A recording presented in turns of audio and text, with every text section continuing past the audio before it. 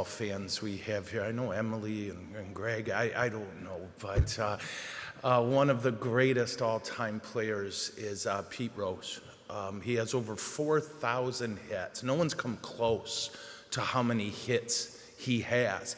And his nickname was Charlie Hustle, because even when he was clearly the greatest player playing, he played every play like he was trying to win his job. He never cheated on his run to first, even if it was so clear he was going to be out. He ran like he was going to make it. Just an absolutely shockingly durable and excellent player, and he's not in the Hall of Fame. And he's not in the Hall of Fame because he was a gambler, and he couldn't quit gambling even when it cost him everything, not just financially, but socially. Baseball decided that we can't let him in the Hall of Fame. And yet, you know, if you watch baseball, all they advertise is gambling. All they advertise is gambling.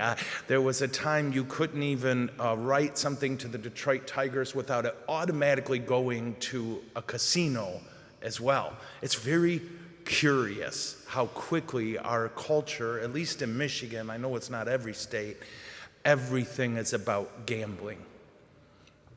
I bring this up for two reasons. I think Pete Rose should be in the Hall of Fame, but that's not really important to the homily.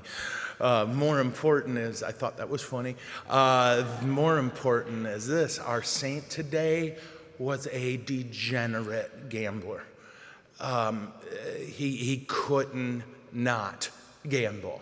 It was an addiction that had a hold of him and cost him everything.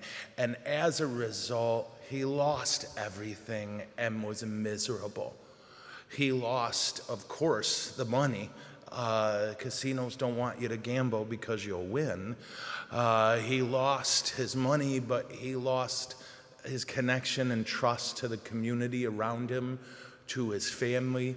He lost the honor that was so important in that culture, and he couldn't quit. When he met Christ and Christ healed that wound, it was less about this magic appearing moment where God touched him and he quit gambling. It was more that the answer to his addiction was to pour himself out in service of others, to give of himself until there was nothing left. And slowly but surely, over time, he became more like Jesus and less like a person with an addiction. His holiness was so apparent, his work so incredible, that he founded an order that still stands today. It's hard to believe until we start, and then it's hard to stop. Namely, this knowledge, this truth that Jesus did not make us for ourselves. When we live for ourselves, we fall into misery. When we live for Christ, we rise into freedom.